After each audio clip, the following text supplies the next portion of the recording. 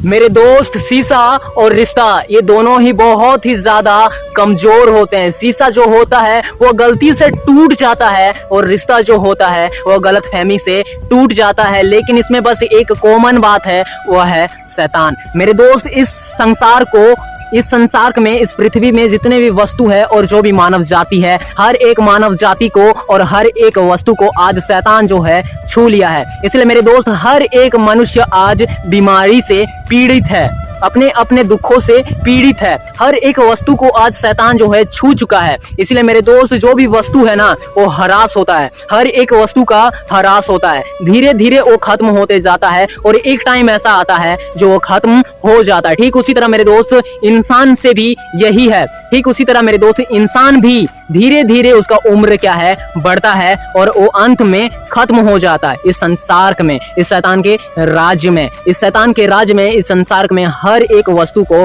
और हर एक मनुष्य को आज शैतान जो है छू चुका है। लेकिन मेरे दोस्त, आज इस दुनिया में बहुत सारे लोग ऐसे हैं जो बहुत ही ढीठ हो चुके हैं। मेरे दोस्त, कारण क्या है? कारण है शैतान। मेरे दोस्त देखिए, बहुत सारे लोग इतने ढीठ हो चुके हैं कि बहुत सारे लोग ऐसे हैं कि शैतान ने उन्हें बहुत ही ज्यादा मजबूती के साथ वो जकड़ के रखा हुआ है और बांध के रखा हुआ है, अपने बंधन में बांध के रखा हुआ है। शैतान उन्हें इतना मजबूती के साथ पकड़ के रखा हुआ है कि उन्हें वहां से निकलना बहुत ही ज्यादा मुश्किल हो जाता है। वो खुद नहीं निकल पाते हैं, लेकिन कोई होना चाहिए उन्हें निकालने वाला। लेकिन मेरे दोस्त, इतना ढीठ नहीं होना चाहिए। जैसे कोई व्यक्ति बोल देता है कि मैं जानता हूं कि मैं गलती कर रहा हूं, मैं जानता हूं मैं गलती कर रहा हूं, लेकिन मुझे अच्छा लगता है, मैं गलती करूंगा। मैं जानता हूं गलती कर रहा हूं, मैं यही करूंगा, मैं ये गलती करूंगा क्योंकि मुझे अच्छा लगता है। मेरे दोस्त, कारण क्या है? बाइबल कहता है, वचन कहता है, कारण है दुष्ट आत्मा। कारण है दुष्ट आत्मा, अशुद्ध आत्मा। परमेश्वर का वचन कहता है, जब अशुद्ध आत्मा मनुष्य में से निकल जाती है तो सूखी जगहों में विश्राम ढूंढती फिरती है और पाती नहीं।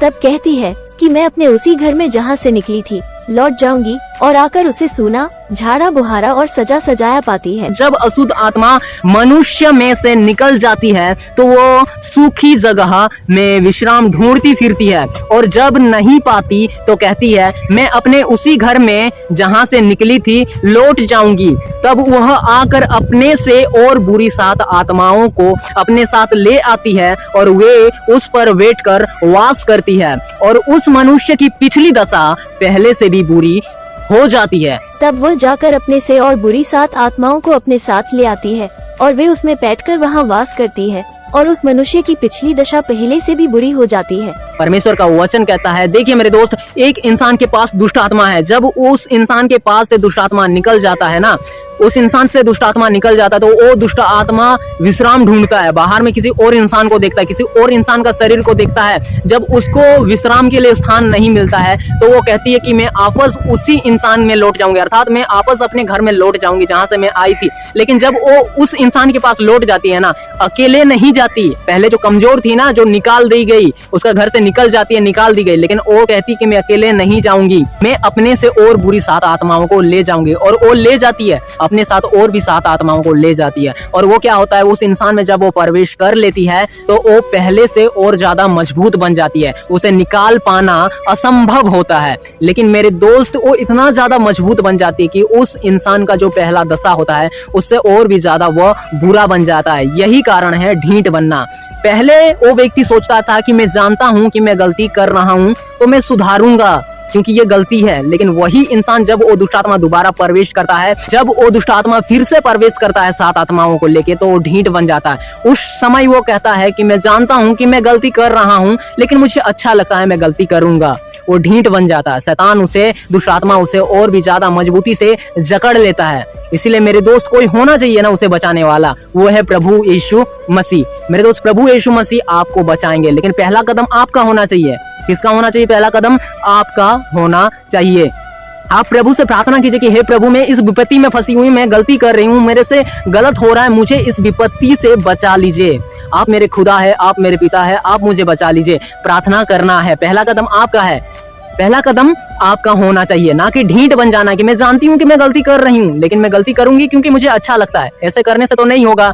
आपका पहला कदम होना चाहिए कि मैं गलती कर रही हूँ तो मैं उसे सुधारूंगी, प्रभु मुझे बचाएगा। पहला कदम आपका होना चाहिए। एक सच्चा चरवाहा कभी भी अपने भेड़ों को गलत राह में नहीं जाने देगा। एक सच्चा चरवाहा आपको किसी भी विपत्ति में फंसने नहीं देगा। प्रभु एक सच्चा चरवाहा है, यीशु मसीह एक सच्चा चरवाहा है। वो हमेशा आपके लिए खड़ा रहता है कि कब मेरा बेटा या मेरा बेटी मुझे पुकारेगा, मैं उसे सहायता करूंगा। पहला कदम आपका होना चाहिए ना मेरे दोस्त। देखिए, आप ऐसा सोचेंगे कि मैं जानती हूँ कि मैं गलती कर रही हूँ लेकिन मैं करूंगी, ऐसे में नहीं होगा। पहला कदम आपका उठना चाहिए कि हे पिता मुझे बचाइए, हे पिता मुझ पापी पर दया कर और मुझे बचाइए। आपका पहला कदम होना चाहिए। एक सच्चा चरवाहा के विषय में जानते हैं मेरे दोस्त। एक सच्चा चरवाहा, हे फरीसियों, मैं तुमसे सच सच कहता हूँ कि जो कोई द्वार से भेड़ों के बाड़े में प्रवेश नहीं करता परंतु किसी और मार्ग से चढ़ता है, वो चोर और डाकू है।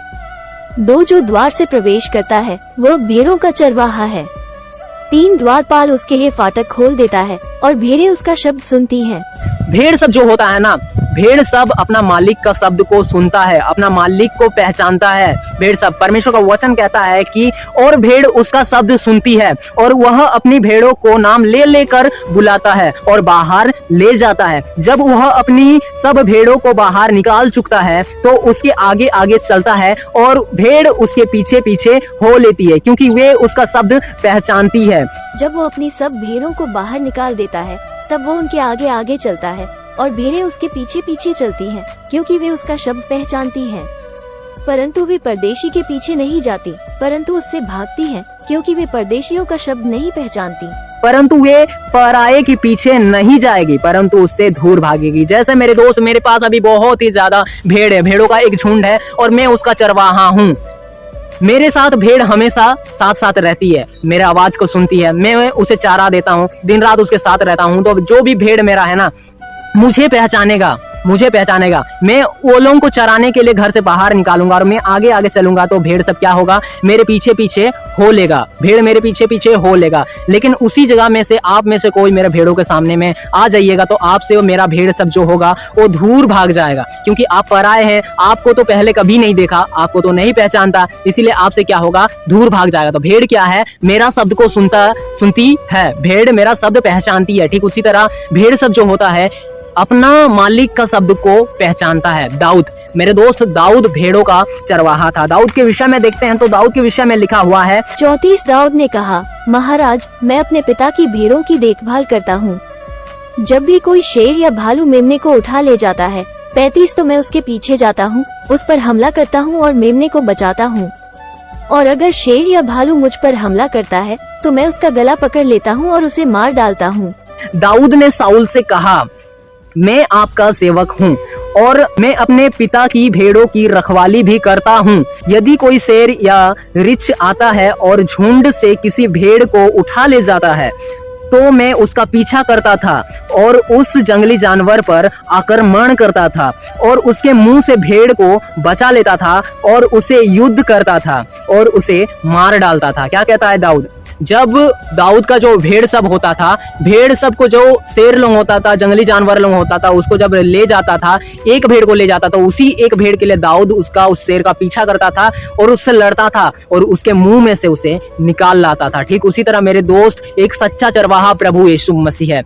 आप और हम सब, आप सब और मैं भी और हर एक मनुष्य जो मसीह में है, जो मसीही भाई बहन है, हर एक मसीह भाई बहन भेड़ है। हम प्रभु के भेड़ हैं। हमें प्रभु खोने नहीं देगा, हर एक दुविधा से बचा लेगा। मेरी भेड़ें मेरा शब्द सुनती हैं और मैं उन्हें जानता हूँ और वे मेरे पीछे पीछे चलती हैं और मैं उन्हें अनंत जीवन देता हूँ और वे कभी नाश न होंगी और कोई उन्हें मेरे हाथ से छीन न लेगा।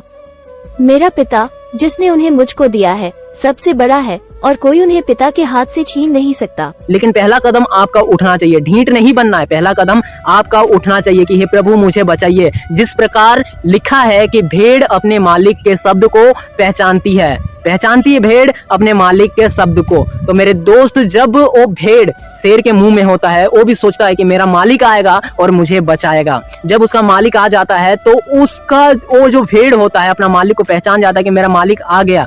ठीक उसी तरह मेरे दोस्त, जिस प्रकार भेड़ सोचता है कि मेरा मालिक मुझे बचाएगा, ठीक उसी तरह हमें भी प्रार्थना करना चाहिए। पहला कदम उस भेड़ की तरह उठाना चाहिए कि हे पिता मुझे बचाइए, इस विपत्ति से मुझे बचाइए, शैतान ने मुझे जो बंधन में बांध के रखा हुआ है वहां से मुझे बचाइए।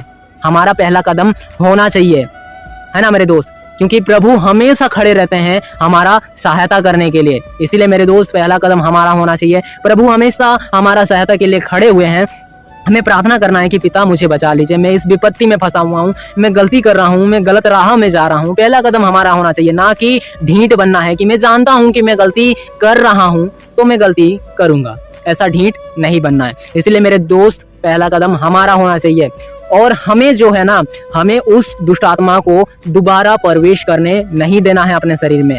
जैसे आपके अंदर में कोई दुष्ट आत्मा है, मेरे अंदर में कोई दुष्ट आत्मा है, जब हम लोग प्रभु यीशु मसीह के नाम से भुड़काते हैं, डांटते हैं और उसे निकाल देते हैं, तो वो दुष्ट आत्मा जाती है और दूसरा जगह में जगह ढूंढती है अपने विश्राम के लिए। दूसरा इंसानों के शरीर को देखती है, किसका में मैं वास करूंगी। जब उसको नहीं मिलता है ना जगह, जब उसको नहीं मिलता है तो क्या कहती है कि मैं वापस उसी व्यक्ति के अंदर चली जाऊंगी जहां से मैं निकली थी। तो मेरे दोस्त, यदि वो दुष्ट आत्मा आपके शरीर से निकला है तो आपस वो आप ही के शरीर में लौट के आएगा। और अकेले नहीं आएगी, वो पहले और 7 आत्माओं को लेके आएगी। अकेले नहीं आएगी, और भी ज्यादा और 7 आत्माओं को लेके आएगी और आपके शरीर में प्रवेश करेगी और वो पहले से और ज्यादा मजबूत हो जाएगी। इसलिए मेरे दोस्त, हमारा जो शरीर है, इससे जब दुष्ट आत्मा निकल जाता है तो हमें उसे दोबारा प्रवेश करने नहीं देना है। लेकिन ये कैसे होगा? प्रार्थना करने से होगा। प्रार्थना में यदि हम मजबूत रहेंगे तो वो दुष्ट आत्मा हमें दोबारा छू नहीं सकता। हालेलुया। चलिए मेरे दोस्त, परमेश्वर आपको संभाले। मेरे दोस्त, आशा करता हूं कि मैंने जो कुछ भी आपके परमेश्वर के वचन के अनुसार बताया, पवित्र शास्त्र के अनुसार बताया, बाइबल के अनुसार बताया, आपको समझ में आया होगा। चलिए मेरे दोस्त, परमेश्वर आपको संभाले और आशीष दे। आमीन।